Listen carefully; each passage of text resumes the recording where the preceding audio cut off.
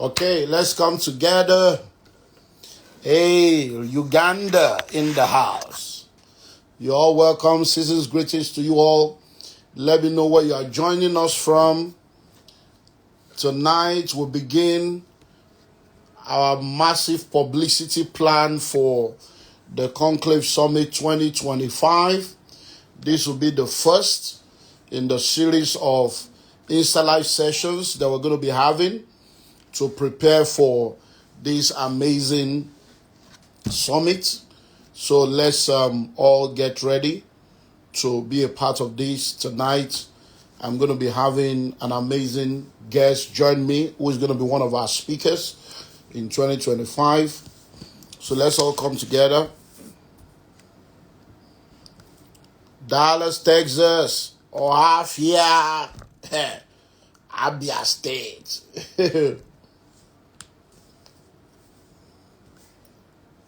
Melbourne, Australia. Yes, so my people, don't worry, I'll be back in 2026, not next year.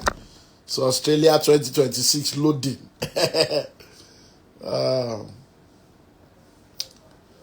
Let's come together.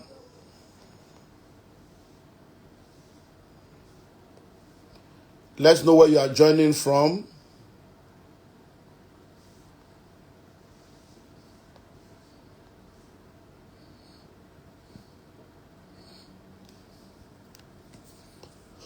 Okay, yeah, so 2026 Australia.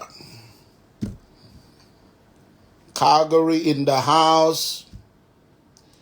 Olilegom. Okay, let's come together. It's going to be an amazing time. I have the CEO of Landmark Africa Group joining me tonight. Mr. Paul Onwuanibe will be joining me. He's going to be one of our speakers in 2025. Wow, Russia. All the way from Russia. Okay, Ghana, Akwaba. Let's spread the word around. Invite other people to join us tonight. We're having a foretaste of our conference for 2025, the Conclave Summit 2025, and want to give everyone an opportunity to plug in and be a part of this amazing conference. Like you know, we have lots of events that we'll host from the different platforms that we have the privilege to be a part of, and trusting that you will take advantage of some of our platforms in the new year. Okay, it's 8 p.m. Nigerian time. Hello, everyone. My name is Olumide Emmanuel, and I'm going to be your host for the next 60 minutes as we spend time to prepare for our Conclave Summit 2025. For many of you that are probably just joining us, I am Olumide Emmanuel, and I'm a pastor, and also a businessman and an apostle in the marketplace. I'm the CEO of the Common Sense Group and the global president of the Billionaires Conclave. Now, the Billionaires Conclave is a network of high net worth individuals, families, and organizations under my mentorship. And we are members in 15 different countries on 6 continents of the earth. And it's been an amazing platform to help people. When I was growing up in the journey of wealth creation, I came to a point in my life where I realized that the higher I was going, as I began to do some, little stuff in the realm of finances, I realized that I did not have too many people that could speak into my life. I did not have too many mentors. I did not have too many people that could guide me, because primarily I am a pastor. So most of the people that I have in my life that are like mentors are spiritual fathers that do not necessarily have understanding of the business terrain and the different things that I had to deal with. So I began to intentionally look out for people that had done amazingly well in different career paths and different industry that I was operating in. And then I realized over time that if I was facing that kind of situation, then we have a lot of other people that are probably facing that kind of situation. Because we have a lot of people doing amazingly well in business. Some of them have stumbled into opportunities that have helped them to create wealth. Some of them are beneficiaries of a season of their life where opportunity met with preparation, and they found themselves with the kind of money and the kind of influence they never thought they could have. And many of them end up getting into trouble and making a shipwreck of their journey, because there is no one to guide them, no one to mentor them. And then many of them don't even know how to juggle the ball. So you have people that are doing amazingly well in their finances, but they are doing terrible in their marriages. We have people that are doing amazingly well in their marriages, but they are not doing well in their finances. A lot of people they're doing well in their marriage, doing well in their finance, but their spiritual life and their value system is warped.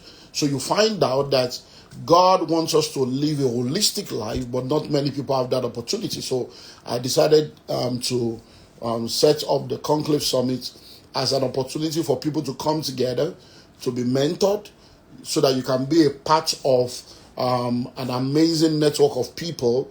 You are in the room with people of like minds, and then you are able to get an opportunity to be mentored, to be guided in the different aspects of what you do. And we have people from different industries that are part of the Billionaires Conclave. And then the highlight of what we do, apart from people having an opportunity to be mentored by me one-on-one and have a direct access to me, and the series of masterclasses, virtual masterclasses that we run, the highlight of our event is the annual Conclave Summit. The annual Conclave Summit is generally a 2-day fully residential event that takes place in Africa, in Europe, and in North America. So every year we host the African version in the month of March, most of the time the first week of March. Once we are done with the African version, then we move to Europe, and then we do the UK version, and then we move to the US or North America. So we interchange between US and Canada. So we do US for 2 years, we do Canada 1 year, we come back again to US for 2 years, do Canada 1 year. So our Conclave Summit for 2025 will be coming up on Friday the 7th and Saturday the 8th of March. Friday the 7th and Saturday the 8th of March. It's 2 days fully residential. And we've been using the Marriott Hotel in GRA in Ikeja. So when you come in on Friday morning, you are locked in with us, and every one of us will check out on Sunday morning. So if you're a businessman, you are a career person, you are a C-suite executive, you are a high net worth individual, and you like to come into a gathering where you will sit down with like-minded people and be assisted on your journey, then this is an event you cannot afford to miss. Our theme for the year 2025 is disruptions. Disruptions. Individuals, families, and organizations. There's so much happening out there with the advent of AI, with the 4th, 5th industrial revolution, with technological advancement. A lot of things are shifting. Some careers are becoming extinct. Some businesses are becoming extinct. Technology is wiping out a lot of businesses. Some new careers and new businesses and new opportunities are emerging. And then we have a lot of changes going on in the world. So how do we navigate this VUCA world? We've been told that we live in a VUCA world, the VUCA, and now they have even added D to it, and then they even added E again. So we live in a VUCA world, V-U-C-A, V-U-C-A, V for volatile, U for uncertain, C for complex, and A for ambiguous. So we live in a volatile, uncertain, complex, and ambiguous world. But they have added D to it, which is disruption. So we live in a world of disruptions. And so it's now a VUCA world. So we're going to be joined in the event. My friend, Dr. Lekon Adegua, a leadership coach, will be joining me to speak. The national president of the Billionaires Conclave, Timothy Oladipupo, will also be speaking. And then we're going to be having Mrs. Nike Ogunlesi of Rough and Tumble. She's also going to be speaking. And then we're going to be having Dr. Paul Onwuanibe, or the CEO of Landmark Africa, is also going to be speaking. So tonight I'm going to be, just having a chat with him so that we'll just discuss and give you a foretaste of what is going to be happening. So the two numbers on the screen are two numbers that you need to have. The event, you can join us as a residential delegate or as a non-residential delegate. And for you to be a part of the event, it's just $2,000 only. $2,000 only. Now, the $2,000 we cover for the 2-night hotel accommodation at Marriott, breakfast, lunch, and dinner, conference material, and many other things that you will be enjoying as you join us. But if you do not want to be resident, maybe you live in Ikeja or you live in the environment, you want to go back home in the evening, then you can become a non-residential delegate, and then you'll be paying $1,000 instead of $2,000. But now, one of the reasons why we start our adverts early is so that we can give people opportunity to be a part of the early birth. So if you are listening to me right now and you are able to make your payments before the end of this year, instead of paying $2,000, you will pay $1,000. So we give you 50% discount. You pay $1,000 instead of $2,000, and that $1,000 we cover for 2-night accommodation at the Marriott Hotel, breakfast, lunch, and dinner, and the conference material. Then, if you are non-residential, instead of paying $1,000, you pay $750. Instead of paying $1,000, you pay $750 if you're able to make the payment before the 31st of December this year, which is one of the reasons why we start this series of adverts early. And now, please listen, our exchange rate is $1,500 and 1,500 naira to $1. So if you are paying $1,000, that's 1.5 million. So that is our own internal exchange rate. So you can call the numbers on the screen, and then you can join us in that event. Let me check if our guest is here so that we can now move on from there. So let me check.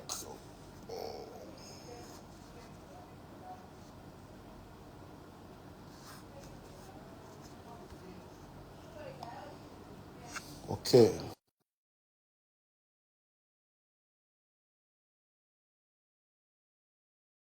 Then we'll start the journey. So if you want to be a part of this Conclave Summit, then you can call the number on the screen. Hey. I'm Okay. upside down. Yeah, we need to turn the thing off. The other, yeah. Are we there? Yes, we are. That shows how used to I am of the Instagram live generation. My brother, the thing, now all we are just learning, trying to catch up with this generation. No? So, good how, evening, Dr. how Lumide. are you doing? Are you in Nigeria or London or America or Cancun? I I'm in Lagos. Yes, I'm in the city of excellence in the country of our dreams. Yes, so thank you very much for accepting the invitation to speak at our event next year. And thank you for doing this also, because I know that we're all very busy people. I just thought, let me put it at this period so that we can just knock it off and see how we can have a forte. So thank you for joining us. The pleasure's entirely mine. Thank you very much for having me. It's humbling to be on a show with you, Dr. Emmanuel. You're a legend. I know the first time you came to my office, I had three people that come and say, "That's Dr. Olumide Emmanuel. That's Dr. Olumide Emmanuel," and I said yes. So you're a legend. It's a pleasure to be here, and I'm happy to share thoughts and listen to your wisdom. And I was listening to it for a few minutes before you brought me on. It So thank is you. well. Thank you. So let's start with why go into business, because see, I say to people that many people that are working, they have good job, they're high net worth executive in different multinationals, making money every 4 weeks. They collect salary, they have a target bonus, they have performance bonus, they have official car, official trip, and then they say they want to do business. I'm like, do you guys have an idea what you say you are going into? You better be enjoying your life, because to go into business is a lot. And I say to people that to be a businessman in Nigeria, you are a miracle worker. So I want to start from there. Why did you decide to go into business? And why did you decide to return to Nigeria? People are leaving Nigeria. You can't carry yourself. Come, let's come and build. So I want to let's learn from that, because there are a lot of people that need to make that transition too. And like I always say, crisis creates opportunities. People see the crisis, but they don't see the opportunities in the crisis. So why did you go into business, and why did you decide to come back to Nigeria instead of doing your stuff abroad? So, you know, Dr. Lumide, you've answered the question for me, but it's a really interesting question. A lot of people ask me the same thing. And when you said crisis creates opportunity, I've said something similar 3 times today alone. And it goes like this. It basically says a crisis is too good an opportunity to waste, right? Mm, mm, And what that means on the other side of a challenge and on the other side of a crisis is a massive opportunity. mm. Um, and having just worked all over the world, I've worked in Europe, in America, and in Asia. Um, and they're countries or continents or areas that are fairly stable and predictable, and people have a good time there. But I'm going to echo something my mom said. Say if you can't stand the heat, get out of the kitchen. Around the Um, kitchen. but at the same time, she says when you see a child playing with fire, right, don't stop them or let the fire burn them first, so they actually know that this fire is dangerous, and then we'll decide how to play with it next time. So I've gone through the whole realm of those experiences. Why did I go into business? You know, I'll probably use so many quotes here, but my former boss said to me once when I was faffing around during working hours, and he came to me, saw me doing what I wasn't necessarily meant to be doing, and he said, "Say Paul, I know you like good things." He says, "If you want to buy things without looking at the price, yeah, then work without looking at the time." Mm, mm.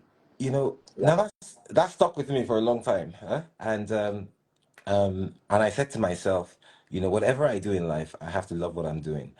So the first answer to your question is I went into business because I worked for an entrepreneur. So the 6 years before I joined Landmark, I worked for a company called Reaches. I worked with a guy called Mark Dixon. And they say entrepreneurs are born, they're not made, right? I tell you something, this guy was born every day he rolled the dice. When I joined him, he had literally just started the company. He used about 200,000 euros to start the company. In the 6 years I worked there, he sold a portion, he floated it on the stock exchange for $4 billion in a 6 year period. Wow. We work 365 days a year, Mm. early mornings, late nights, and we built this business across 269 cities in the world. Wow. Um, so, that journey, I missed a lot of my what should I say, youth, right? Because I was in my late 20s, early 30s then. And I missed a lot of that in my youth, and I worked so hard, and it gave me what do you say, the bandwidth to begin to do things, take pain, understand challenges, and understand how people are. And because I worked in so many countries, I actually understood the cultures, the languages, the differences, the things that make people tick, different people's personalities. And business is all about personalities. The more personalities you meet and the more personalities you understand, the better you will be at business. So having finished working for Mark then, And he basically, I then said, look, I want to do my own thing. And he really did encourage me, gave me a lot of money, by the way, to start my business. I got money from family and friends. And that's how I created Landmark in London in the UK 27 years ago. Wow. And in that time, 4 years later, I'd opened in 7 European cities. And then in 2001, I opened in America in New York. 7 months after I opened in New York, in the World Trade Center, the September 11 happened, and the plane went into it. Our office was destroyed. I had a narrow escape, a very lucky escape that day. We were on the seventh floor. 7 members of my team, lost their lives. God bless their souls. Wow. I was downstairs in the building when the plane hit the first building. We were in the second tower. So, it said a lot. And during that time, the aftermath of that time, it took us about 6 to 9 months to just work through all we had lost and deal with all the families and stuff. But I was in America, and we're a British company in America. The Americans took care of the Americans, so there was no compensation, there was no help. It was tough. And in my European businesses, um, you know, just just being in Europe was tough as well. In London it was doing well, in Prague it was doing well, but I was in Brussels in Belgium, in Paris in France, in Frankfurt in Germany, and they were quite hard. And at that time I thought to myself, I need to start thinking of Africa. But I'd lived away from Africa for a long time. Mm. Um, and a friend of mine invited me back um, to to come to Nigeria. I remember coming to Nigeria, met so many different people, just saw the energy. And I came to Nigeria, this was early 2000s, 2002, 2003. It was a time when Africa was coming good. The leaders were getting better. The people were sort of a lot smarter. The technology, digitization had just started, and you just could smell it that there's no point being anywhere else but here, right? And that's the short answer to a very complicated question. So, so, so we ended up coming in 2004. And we opened a service office business. I wanted a business throughout Africa. I didn't want a business just in one country. So we opened offices simultaneously in Tripoli for the north, Tripoli in Libya for the north, Johannesburg in South Africa for the south, Lagos, Nigeria for the west, and Nairobi, Kenya for the east. And over the next 11 years, we infilled into 14 different cities. No, 17 different cities in 14 countries in Wow. Africa in 2000. And during that time, we're running this service office business. So a lot of the international companies that wanted to come into Africa, we were their hosts. We brought IBM, Microsoft, GE, Google. We're the first port of call for a lot of these places. And it was an exciting time. But they were very difficult countries and very difficult to run the business we were running because the property market wasn't really established. The legal framework was tough. Currencies were different. Languages were different. People who owned property didn't necessarily take pride in the sort of property, so the maintenance culture was not strong. So we decided to develop our own. In Mm. 2006, where I sit today, we bought this site in 2006. And as I say, the rest is history. And Wow. we decided to develop this into a business leisure and lifestyle platform. And I said to myself then, I said we want to do something in Africa for Africans and by Africans. We don't employ any foreigners, and our clientele base, we're chasing Africans from all over the world to be part of this. Yeah, so that's the short story. Wow. I didn't know about the 9/11 story. That's We amazing. we've Wow. had we've had challenges. Yeah. Wow. Well, I think that will, just let me take that into, because we listening to that now, I'm like, wow, my brother has many things to share with us because few people are aware of what happened with the Nigerian Lagos stuff and the experience you guys had last year into early this year. But to hear that you have experienced something like that in New York and they took care of Americans, and so let's talk about navigating disruption, because that's also a form of disruption. Yes. So, and not many people survive that. Many times I've had my own share, of challenges in business, and sometimes you find yourself, like I say to people in Nigeria, you can do everything right and still be wrong. You can do Absolutely. everything to cross your T's, dot your I's. At the end of the day, you are like, but I did everything right. What's going on? Because no, the business plan does not go according to plan. Yes. There are many factors beyond your control. And I found myself getting into debt in billions. And then people are saying, you are a common sense guru, you are a financial guru. How can you be teaching about money? And you are really, especially investors who can say, look, I trusted you with my money. Don't tell me any story. And I know a lot of people that have, abandoned ship. I know, unfortunately, people that have died, ended up with stroke, ended up, in fact, even just this about a few weeks ago, we still had to deal with one is dead, one is still bedded on just about the Ekpe demolition, whatever that's happened, just about 3 or 4 weeks ago. So, how will a leader navigate those kind of, how were you able to survive that, and now you are surviving another one? What is that internal framework that helps people to be able to say, look, I'm pushing on? Because people ask me that question, how are you surviving? I was in Abuja, I think earlier last month, and some of my mentees came, they say, sir, that do you sleep? I say, yes, I sleep. Say, how do you sleep? That me, my head, he said, my wife will tell me, what's wrong? He said, my head will just be hot in the middle of the night. I said, what are you going through? If you see what we are dealing with, what is your issue? So talk to us, because people are listening right now. Talk to us about how can a leader navigate challenging times. What are few things that they need to have at the back of their mind? Well, the first thing you would say is resilience is very important, right? You know what they say, it's not the strongest of species that survive, neither is it the most intelligent, Mm, right? It's those that are most adaptive or responsive to change, right? mm, So the first thing one needs to navigate very challenging situations is that adaptation. You need to be adaptable, right? mm, The second thing you need, obviously, is resilience, right? Now, resilience doesn't mean that you're the hardest man on the planet. Resilience just means that you know that tomorrow will be better than today, right? mm, And just having the belief that tomorrow will be better than today. Challenges, everybody has challenges, and I'm sure, maybe we'll speak about this later, but the challenges that Landmark had in the last 6 months. And because it's the most played out one, a lot of people think these are the only challenges we've had. We've had, you just heard about September 11th. I had in Libya, our building was blown up during the war as well. wow, We lost 11 people there. I had challenges in Angola, in the DRC. Having said that, what happened to us in Nigeria, it surprised me more than all of them, but mm, it's still a challenge, and it's one that we have to look forward and figure out how to deal with. So as I said, adaptability is very important. Resilience is incredibly important. And I'm going to tell you a short story. mm. Did you know in a storm, yes, the cow and the buffalo, when there's a storm, did you know both of them can sense a storm coming, right? Now, Wow. when there's a storm, the cow runs in the opposite direction of the storm. The buffalo runs right through the storm.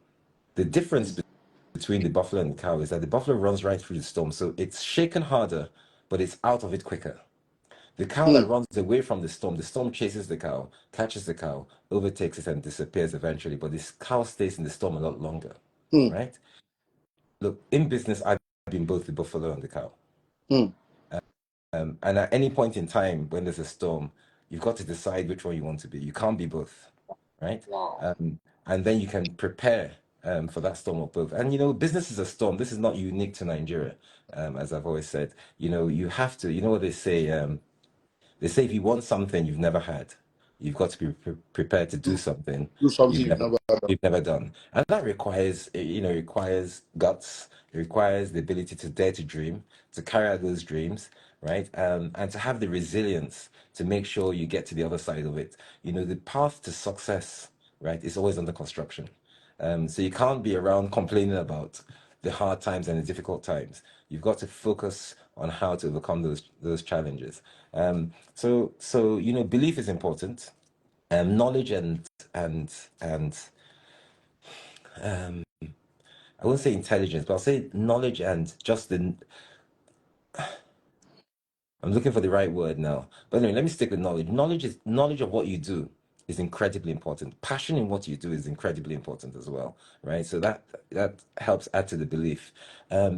So added to adaptability and resilience, the next thing is about excellence. Is whatever you do, do it well and do it in a way nobody else can, right?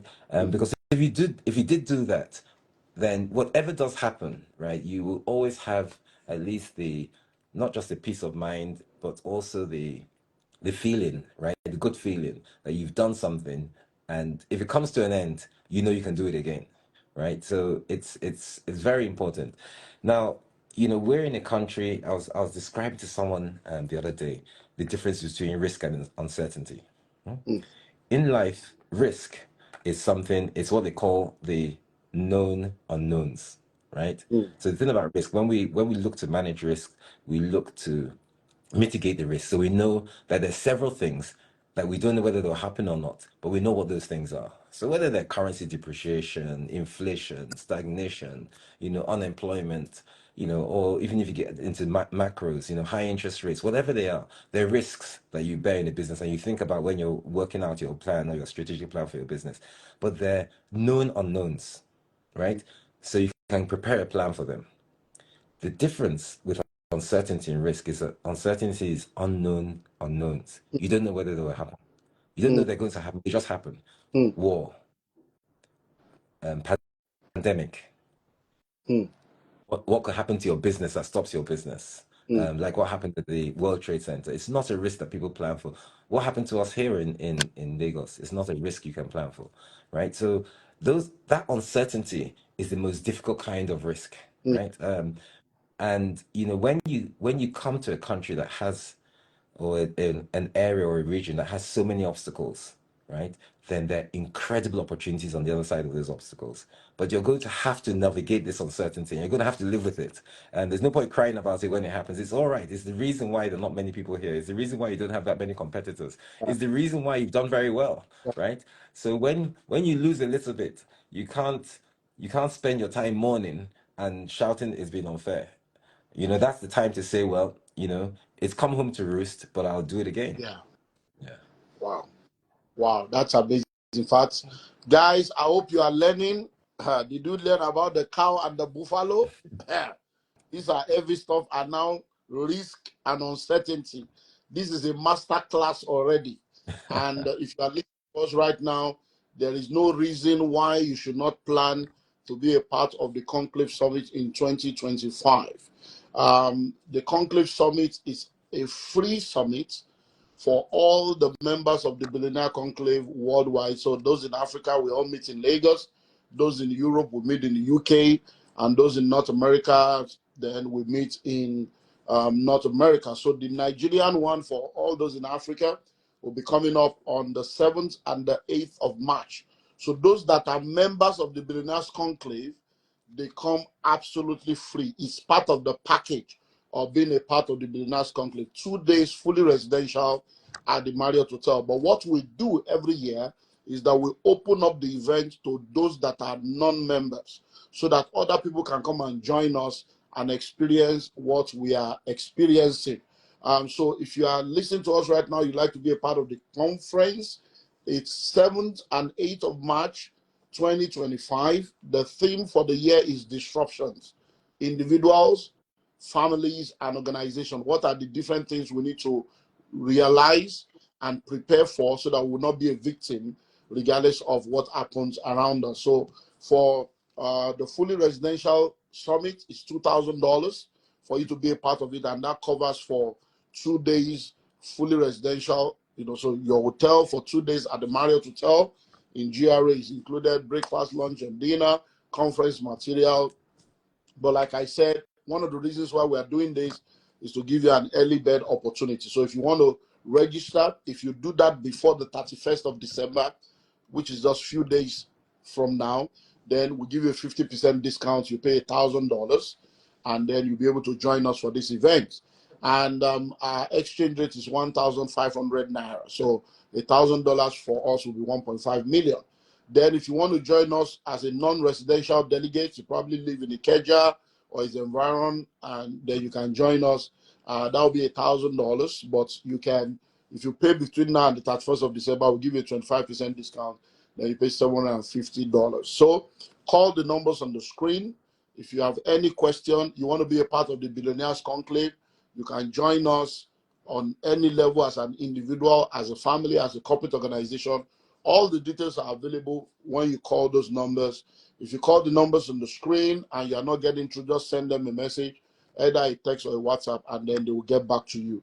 And one of our speakers will be Mr. Paul. And from what he's saying right now, you can see that we are in for an amazing masterclass when it comes to share with us, because I'm getting blessed just listening to him right now. Now, I want us to talk about, the crisis that you guys had, in Landmark in Nigeria this year. Just not too deep, just a little. But I want to talk about the fact that, I listened to you talking about how that, I think the day you got the message or something, maybe you had just won an award, and maybe you got a letter from some countries inviting you. So I want us to talk about that sweet and sour situation where you are getting, because even sometimes I still had a meeting. I was in a 5-hour meeting earlier today, and one of the things I was telling the person in me, I said, look, come, as one of the challenges I have is I go around the world and people celebrate us, we see amazing results, and then I come to my own primary constituency, and then I'm like, are you guys, don't you have an idea who is sitting in front of you or what? Is it that a prophet is not without honor except in his own house? So how do you, you've gone through the situation, you are a major player in the industry in Lagos, in Nigeria, employing hundreds of people, paying taxes, adding to the GDP of the, and then people that, we are supposed to be celebrated. Yeah, I say, come, we are salary payers. We employ people. Don't you guys get it? You are supposed to be celebrating us that we are helping you people to employ people and make things. Why do you want to make things difficult for us? Are you not getting it? So, how do you handle that? Talk to us a little about what you've gone through, especially with reference to other countries are calling you, other states are calling you, and then you are getting an award here, and then you come to your own base. Please talk to us about that. Thank you. So I'll give some context and some color. And I want to go on record that what has happened, is devastating. It was devastating for us. It's obvious. And to put that into perspective, we have investors and borrowed money in excess of $100 million to create what we created here. The business I spoke about earlier on, that we were in 17 African cities, we sold it and we brought all the money to Nigeria. Wow. I remember what my mom said when I was small. I keep on talking about my mom. My mom. I hope she's watching. But there's an old saying that says, "Don't put all your eggs in one basket." Right? Spread your risk. And my mom used to say, "Put all your eggs in one basket and watch that basket carefully." Mm. So that effectively was my motto. And I thought, you know what? It was tough. I'd worked throughout Europe and America. We had done this business in Africa. And I thought, look, Nigeria is home. I grew up in Lagos. As I went to secondary school here, and it was a real commercial city at the time. And I thought, why didn't I do this? In 2006, we bought a piece of land. We paid $17.1 million in 2006. Wow. Yes. I had one of the biggest one of the top 5, I would say, investment companies, American investment companies that brought the money for this thing. And we bought this land. And it was in the middle of nowhere. But we needed a lot of money to develop it. And we had this idea to develop a business, leisure, and lifestyle facility. So over the last 18 years, we have developed this piece of land. We've borrowed a lot of money to do it. We've gotten a lot of investors. So we developed this piece of land into the most visited leisure and lifestyle platform in West Africa. So we had 4.5 million visitors a year. We employed 4,000 people here. We hosted over 150 businesses. In the last year, we paid over 10 billion naira in taxes. Wow. So when I heard that we got a 7-day notice saying that we should vacate the beach so they could build a road, I was on a cruise, and it was my brother's 60th birthday, and I was halfway between Jamaica and Florida when I heard that information. It was sent to me by a friend, by the way. It was on it was a WhatsApp message going around. I thought it was a joke, obviously. But I got a lot of calls and stuff. Anyway, I came straight back to Nigeria, and as I came to Nigeria, I got a message from the African Tourism Board. They wanted to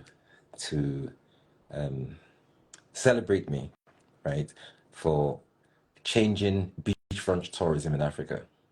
Wow. So I got this award for changing beachfront tourism in Africa. At the same time, I then got the official letter saying that the coastal road had been moved from its designated location, and our beach happens to be in the way of it. So I was going to go through, and we're in the first kilometer of this coastal road. Obviously, it was devastating, but it is what it is. I have to put some things in perspective. You know, as I said, we have 4.5 million visitors. I had 168,000 members. We had 247 individual contracts, maintenance contracts, all sorts of things, right?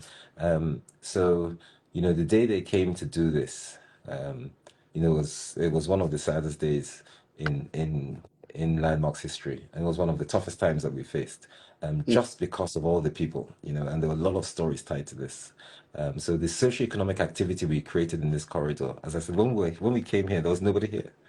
We Yeah. we created the entire socioeconomic activity in this area. We built the road, we put the street lights, all the, if I had my time again, I would have bought more land, right? Because all this land became very expensive while we were here creating it. So, I see, we saw ourselves literally as victims. So I kept on telling my team, we can't play victim here. We've got to find a way to turn Mm. this crisis into an opportunity, right? I think it's important to understand the government will do what they think is best. And if I were in the government, maybe I would have made the same decision, maybe I'd have made a different decision, who knows? But, we are where we are, and we have to find a way to excel. It's a pity that we haven't been paid a penny in compensation to date. Having said that, we hope our time will come, right? But during this time, we got a lot of calls. As you can imagine, I had thousands of calls from different people. Some people inquiring, is it true what happened? Some people empathizing and sympathizing, and some people saying, look, please come to me, right? I had calls from three different African presidents. Three different African presidents. I didn't know them from anywhere. They found me through their embassies. They called and said, if your country doesn't want you, we do. Would you please come and set up what you have set up in Nigeria, in our country? And I visited these countries just to see, and maybe watch this space. It's early days to announce, but that in itself, was humbling. I got calls from all over the country, obviously, and different state governors who said, "Look, if you don't want to do this in Lagos, come to this state and do it." Right? And outside Africa, I had calls. I had calls from the World Bank, from different ambassadors of different countries, and these are not people I knew. So I was a fairly quiet guy, before this whole thing happened. But I kept on saying to people, we've had challenges in our business and we've had disasters in our business. This maybe has been the one that's been most publicly played out because Yeah. we were unique. It was sort of us, right? Yeah. Everybody loves Landmark. Thank you very much. We have almost a tombstone here with people's messages of sympathy and empathy and stuff. But we put that behind us. Landmark consisted of three things: business, leisure, and lifestyle. The business is still here, so the commercial buildings are all here. The lifestyle buildings, we have cinemas, restaurants, we have the convention center, they're all still here. We have a retail high street, children's play areas, they're all here. The leisure element, which was our beach, is gone, and we're trying to recreate that somewhere else. But there's still a lot to do here. We still have to find ways to rewind this business and get it up. We have to raise funds to diversify as well. So mom, sorry mom, put all your eggs in one basket and watch that basket carefully. Did it work? So we're going to put our eggs in different baskets going forward. So now I know why the age old this, you know what they say. A bird in hand. Is it a bird in hand is worth only What is more worth than push? more than two in the bush? And I think it was my dad that used to say, you know what, Paul, there's only one bird, right? And there's that one in hand. Forget about the two in the bush, you may be tempted, right? So I've learned in life, right, not to look in the bush, right? Just know that whatever bird you have is the only one you have, right? So yes, we are going to diversify, but we're going to stay on our narrow lane of entertainment and leisure and lifestyle. And we're going to do this in a way that it's never been done before. We're going to grow bigger, we're going to grow better, and we're going to grow stronger. And all I say is watch this space. Yeah, In a very short while, we'll be making a few yeah, announcements. yes, we are coming. I'm with you all the way. I look forward to it, and it's not going Wow. to be easy. It's going to be challenging. Yeah, of course. You know, Yeah. we said. I remember the thing my old bosses say: if you want if you want to buy things without looking at the price, then work without What? looking at the time. Wow. Yeah. So, So let's start bringing this home. Personal development. I've come to realize that many times people don't have respect for intellectual properties. So I say to people, if you know better, you do better.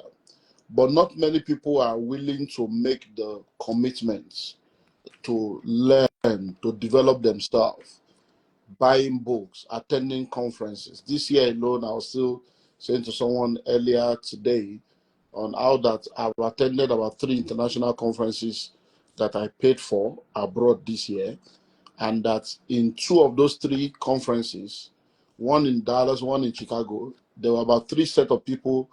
When I was in Dallas, I met them. When I was in Dallas in April, they were in the conference, the leadership conference.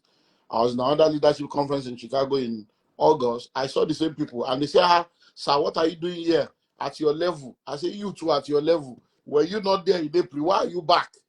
So we spend thousands of dollars training, developing ourselves, but sometimes you tell people, come and learn, come and pay $1,000, come and pay this $1,000, and they're like, what are they going to teach us there? What is that? And you're like, you guys don't get it. So I wanted to speak about that. How important is personal development, and how important is it for people to invest in their personal development, especially as people that want to lead and make a difference? no, great question. I spend my life talking about things like this. For those who have seen me on TED Talks, that's all I talk about. I think you have only one you, right? And if there's anything you have to invest in, it's yourself. And the thing that you invest in yourself that is sustained, that nobody can take away from you, right, is your mind, right? And to invest in your mind, you have to go out. You can't allow just the things that you see and the things you experience to dictate who you are. You have to read books, you have to listen to people, and you have to get out of your comfort zone. I often talk about the 4 or 5 unique principles to improving oneself, right? And you've mentioned the first, but the other 4 are all very similar. So the first is, yes, make sure you just increase your knowledge base. It's so important to to attend things that are outside your realm, usually even outside your comfort zone, right? Pay what it takes. If you can spend money buying a watch, buying a luxury item, then spend that money buying something for your mind, right? So that's a very important thing. So I usually talk about a number of things, and I say, look, one of the key things in life for success is network relentlessly. You just find people. They say your network is your net worth. So go to places where there are conferences where you meet like-minded people, right? And it's important to figure out the people you want to be like, right, or the people you admire, right? Then network and find out who they are. And there was a book I read called The Strength of Weak Ties, and it said 73% of the successful people in the world, right, met people by luck, by Mm. chance at events like this, right? So networking is a very big part of investing in oneself. Another part of that investing in oneself is friendships. Is how do you keep ambitious friends? So when you look at all these stories, the Google story, the Microsoft story, the Apple story, these are people who were friends and they made each other, they motivated each other to get better, right? Now, in order to do that, in order to have ambitious friends, you have to go out and find friends. And, not just the friends that you knew in primary school or secondary school, university, or your work habits, but you have to find people and create associationships in several other places. And the last thing I'll say of my 5 tools is about increasing your surface area for luck, right? This defies the notion that luck is by chance, right? You need to create a fertile ground where luck can manifest, right? Well, you can actually cultivate luck. And luck is not by chance. It's something that you do, right? It's an intentional decision you make. So when you go out and you meet people, when you read books, when you listen to podcasts, when you get out of your comfort zone to be influenced by things that wouldn't come directly to you, then you become a much better person for it. So, how important is this on a scale of 1 to 10? It's an 11, Doctor. Wow, wow, wow, wow, wow. You heard that? It's an 11, and you have been so blessed, like I am, just spending the last 40 minutes or thereabout with our guest tonight. Imagine what you will experience when you sit under him for 2 hours, and then you're able to listen to him, ask questions, and sit down with other like-minded people in the same room. I'm telling you, those two numbers on the screen right now, note them down and call to see how you can be a part of this Conclave Summit, 7th and 8th of March. And if you are listening to me right now and you would like to take advantage of the 50% discount to pay $1,000 before the end of this month, then you need to plug it now. And that means instead of you paying $2,000, you pay $1,000 at 1,500 naira exchange. Now, please listen and listen well. Don't believe me. Fact check this by yourself. Call Marriott right now, Marriott Ikeja GRA, or go online and check how much is one room in Marriott. One room in Marriott for one night. Just call them. How much is your room for one night? How much is your lunch and dinner? And do the calculation by yourself. Because many times people think, $1,000 times 30 people times you. People don't understand. I still did an event in Marriott on the 31st of October and 1st of November. The hall we used was 7.5 million per day. 2 days, 15 million for the hall alone. That same hall is right now 9 million. That same hall. So many times, so just call and find out how much is a room to calculate the room for 2 nights. And then, so when we say pay $1,000 between now and 31st of December at 1,500, it's just like, just come. I'm telling you. So take advantage of it and call the numbers on the screen and plug in. So as we wrap up, my brother, what should people be expecting from your session at this conference so that they'll begin to prepare themselves? What we look forward to? Yes, thank you. So, I mean, the theme is about navigating disruptive times, right? Yeah. So obviously we're going to talk about what we know. So we talk about landmark, but I want to share some very special things. And I'm not going to break too much of it now. But let's just say I've talked a little bit about adaptability and resilience. I'm going to talk a lot about adaptability and resilience. I'm going to also talk about the journey of an entrepreneur, and I'm going to put it to you, yes, that entrepreneurship, right, is the toughest endurance sport known to mankind. I'm going to tell you why. I'm going to tell you how. Wow. I'm going to walk around how we can break into this. I'm going to give you real life examples. I'm going to talk about what I call the 3 principles, the 5 tools, and the 2 bitter truths. Wow. So I really do look forward to this day, March and up um, and quickly. I and I have to begin to work and cultivate my thoughts. And between now and March, I hope many good things happen to everybody here. So we're in a much more positive frame of mind, a much better frame of mind, and we're going to crown that cake. Then we're going to ice it properly. Very much. That's amazing. Thank you very much, my brother. I appreciate you. And definitely, even before March, we'll stay in touch. I believe that there are so many things we'll still be able to do together. I believe in the Nigerian dream. I believe in the project Nigeria. We are not relocating. We are not going anywhere. We are here doing what we can to make a difference in our nation. And I believe very strongly that all the things we're going through is all part of the making of greatness. And thank you very much for your time.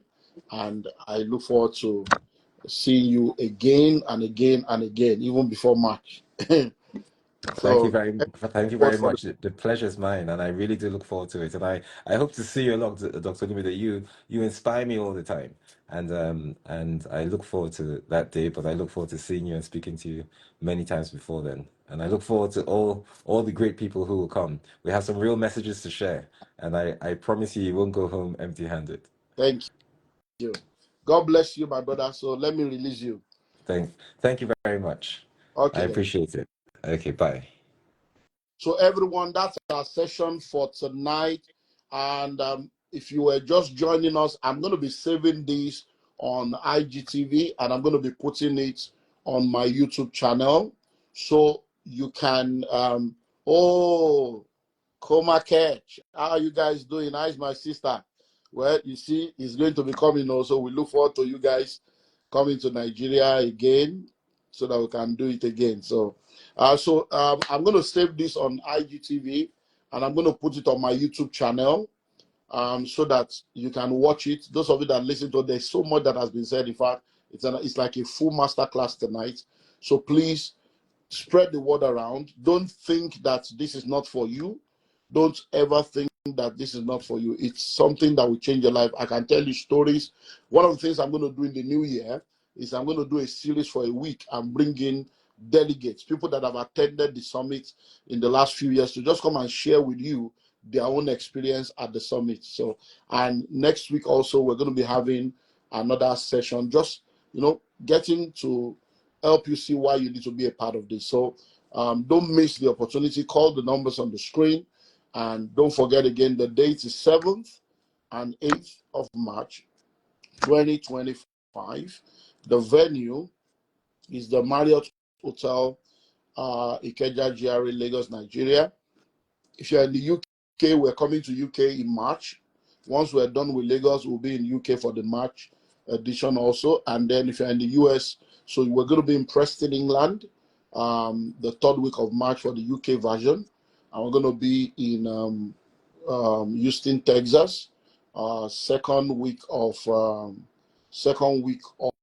April for the North American version. So make sure you join us for any of those. But for the Nigerian version, plug in and take advantage of this 50% discount, and you'll be glad you did. So God bless you all. Merry Christmas to you all, and Happy New Year in advance. Bye for now.